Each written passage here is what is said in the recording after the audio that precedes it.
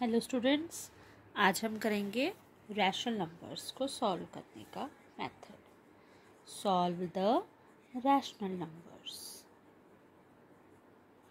Rational numbers जैसा कि आपको पता ही होगा, रैशनल नंबर्स क्या होते हैं? जो भी ओवर में होते हैं, जैसे कि -5/6 ओवर में है, इसका न्यूमरेटर भी है और डिनोमिनेटर भी है। दैट मीन्स ये क्या है? Rational numbers. तो अब हम आज इनको सॉल्व करने के मेथड्स करेंगे। अब आपको पता है रैशनल नंबर हम कब सॉल्व करते हैं? इसको जानने का तरीका क्या होता है?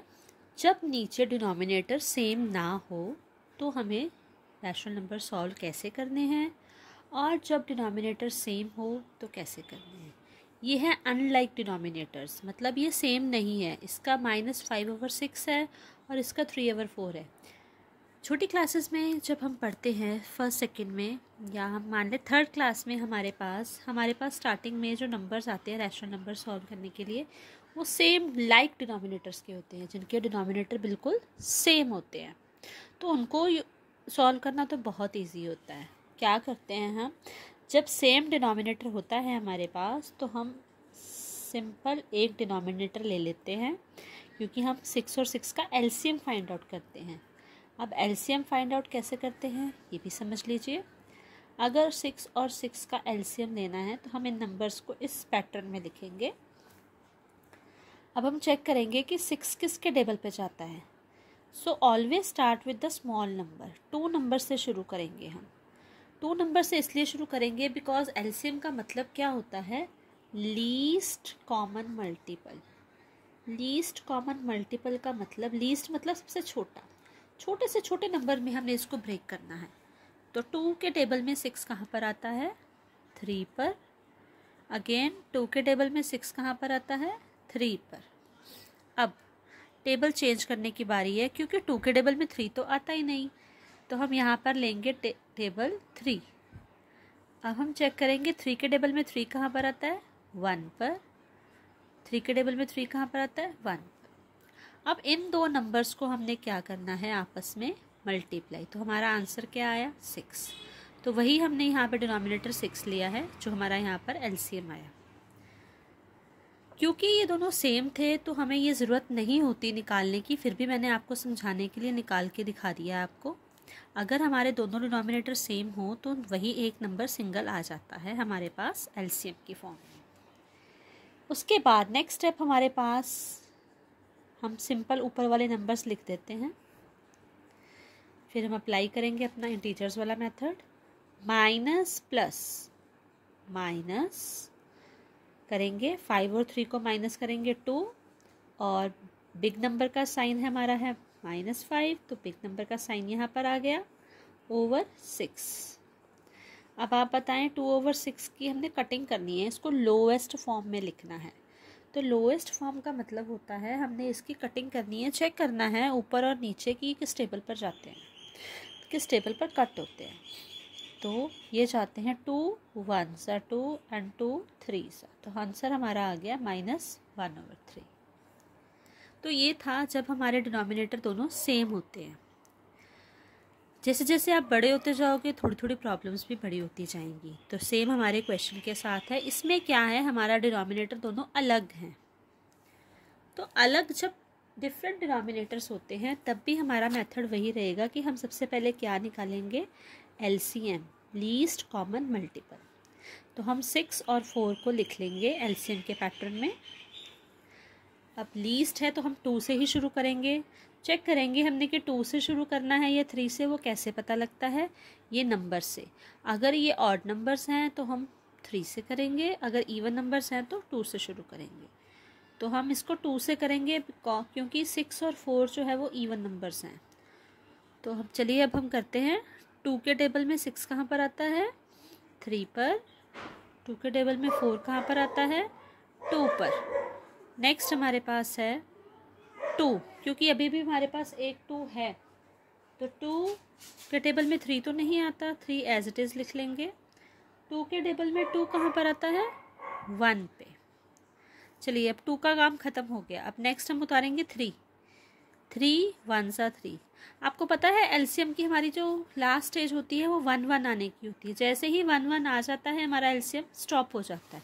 सेम इसमें भी इसी तरह है कि जहाँ पर हमारा 1 1 आएगा हमारा एलसीएम स्टॉप हो जाएगा। तो हम इन वाले जो नंबर्स हैं इनको क्या कर देंगे, मल्टीप्लाई। तो 2 2 ज़ा 4, 4 3 ज़ा 12 हमारा क्या आ गया, एलसीएम। अब ये वाला मेथड में हम आपको 2 मेथड सिखाएंगे आज। पहला मेथड करते हैं, मैं दोनों मेथड करवाऊंगी आपको। आप लोगों को जो भी मेथड समझ आए आप वो कर सकते हैं। आप मुझे कमेंट में ज़रूर बताना कि आपको पहला वाला मेथड अच्छा लगा या दूसरे वाला, क्योंकि दोनों से आंसर हमारा सेम आता है। तो चलिए हम डिफरेंट डिनोमिनेटर्स को पहले मेथड से करते हैं। तो पहला मेथड में हमारा और दूसरे मेथड में हमारी एक चीज़ सेम रहेगी, वो है एलसीएम निकालना। एलसीएम हमें दोनों में ही निकालना पड़ेगा, ठीक है। एलसीएम हमें दोनों ही मेथड्स में निकालना पड़ेगा, चाहे हम फर्स्ट मेथड करें चाहे हम आगे सेकंड मेथड करेंगे। तो चलिए समझते हैं फर्स्ट मेथड। सबसे पहले हमने एलसीएम निकाल लिया जो कि हमारा आ गया 12। तो जो 12 आया है डिनोमिनेटर्स को चेंज करके आया, तो इसलिए हम इसको डिनोमिनेटर की प्लेस पर लिख देंगे। अब नेक्स्ट स्टेप है, थोड़ा ध्यान से समझना, थोड़ा सा ट्रिकी होता है, पर इसको जिसको ये समझ आ जाए तो बहुत बढ़िया है, क्योंकि ये आपके सम्स जो हैं सारी उम्र आपको आने हैं, या फिर कह लो 10th क्लास तक आपको ये आने ही आने हैं। तो चलिए डिनोमिनेटर हमारा 12 हो गया, जो कि हमने एलसीएम में चेंज करके सेम डिनोमिनेटर में किया था। अब हमने क्या करना है, नीचे वाले नंबर को 12 को नीचे वाले नंबर के साथ क्या करना है, डिवाइड करना है, या फिर ये कह लो कि चेक करना है 6 के टेबल में 12 कहाँ पर आता है। तो चलिए 6 का टेबल बोलते हैं। 6 1 ज़ा 6, 6 2 ज़ा 12। तो 2 पर आता है हमारा ऊपर वाला जो नंबर था हमारा -5, वो एज इट इज़ हम लिख देंगे, -5 एज इट इज़ लिख देंगे। और नीचे वाले नंबर को नीचे वाले नंबर के साथ चेक करेंगे कि 6 के टेबल में 12 कहाँ पर आता है, तो वो आया हमारा 2 पे। नेक्स्ट हमारे पास +3। अब हम चेक करेंगे इस नंबर को, 4 के टेबल में 12 कहाँ पर आता है, 3 पर। तो हमारा आंसर अब क्या होएगा, 5 2 ज़ा 10, माइनस का निशान साथ में, +3 3 ज़ा 9/12। माइनस प्लस माइनस, 10 में से 9 गए 1, साइन बिग नंबर का ओवर 12। तो ये हमारे पास आया हमारा आंसर। ये था हमारा पहला मेथड। हम एक और सम ले लेते हैं ताकि आपको कोई कन्फ्यूजन ना रहे। अभी हम सिर्फ पहले मेथड के साथ ही करेंगे। हमारा जो पहला मेथड है वो अगेन पहले मेथड से एक और सम करने जा रहे हैं। 6/11 - 2/3, ठीक है। अभी हम फर्स्ट मेथड ही लगा रहे हैं, इसके बाद मैं आपको दूसरा मेथड कराऊंगी। तो सबसे पहले फर्स्ट मेथड में क्या होता है, जब हमारे डिनोमिनेटर्स डिफरेंट होते हैं, when denominators are different, जब हमारे डिनोमिनेटर्स डिफरेंट होते हैं तो हम क्या करते हैं। तो सबसे पहले हमने क्या लेना है, इनका एलसीएम लेना है। 11 और 3 का एलसीएम लेंगे। 11 और 3 का एलसीएम कैसे लेंगे, सबसे पहले चेक किया हमने कि इवन नंबर है या ऑड नंबर है। ये ऑड नंबर्स है, तो हमने ऑड नंबर से शुरू किया। 3 के टेबल में 11 आता है या नहीं आता, मुझे तो नहीं लगता, आपको लगता है तो बता दो मुझे तो नहीं लगता आता। तो 3 के टेबल में 11 नहीं आता, तो मैंने एज इट इज़ लिख दिया। 3 के टेबल में 3 कहाँ पर आता है, 1 पर। चलिए 3 के टेबल की कहानी तो ख़त्म हो गई। अब हमारे पास है 11 नंबर। 11 नंबर मीन्स 3 के टेबल में 11 आता है, नहीं आता, तभी तो लिखा है इधर। अब हम करेंगे कौन सा ऐसा टेबल है जिसमें 11 आता हो। सोचो 2 से लेकर 9 तक कोई ऐसा टेबल है जहाँ पे 11 आता हो, मुझे तो नहीं मिला। तो मैं क्या करती हूँ, 11 के टेबल पे ही लगा लेती हूँ। 11 1 ज़ा 11, क्योंकि हमें क्या चाहिए यहाँ पर, 1 और 1। तो चलिए हमारा एलसीएम का प्रोसीजर ख़त्म हो गया। तो हम मल्टीप्लाई करेंगे ये दो नंबर्स को। 3 × 11 हमारा आंसर आ गया 33। तो चलिए अब हमारा डिनोमिनेटर आ गया 33। तो हमने यहाँ पर लिख लिया 33। कभी भी ऐसे सीधा मल्टीप्लाई मत कर देना। लग तो रहा है कि 11 3 33 आया है, पर always do the LCM method. ये बेस्ट और करेक्ट मेथड होता है। अपने तुक्का तीरंदाजी नहीं लगानी आपने। तो चलिए अब हमने क्या करना है, नेक्स्ट स्टेप हमारा ऊपर वाले जो नंबर्स दिए हुए हैं उनको थोड़ा सा खुला करके लिख लेना है। ऊपर जो नंबर्स दिए हैं ना 6 और 2 और माइनस का निशान बीच में, इसको खुला करके लिख लेना है और इसके साथ लगा देने हैं मल्टीप्लाई के साइन। अब क्या करना है, ध्यान से समझना। 11 के टेबल में 33 कहाँ पर आता है? सोचिए, 11 का टेबल बहुत इजी है, सब बच्चों को आता है। 11 के टेबल में 33 कहाँ पर आता है? 3 पर। 11 3 सा 33 हो गया। अब नेक्स्ट 3 के टेबल में 33 कहाँ पर आता है? हमेशा याद रखना, इसका भी डिनोमिनेटर और इसका भी डिनोमिनेटर, इनको हमने छेड़ना। 3 के टेबल में 33 कहाँ पर आता है? अब आप लोग कहोगे भाई 3 का टेबल तो 30 पे ही ख़त्म हो जाता है ना।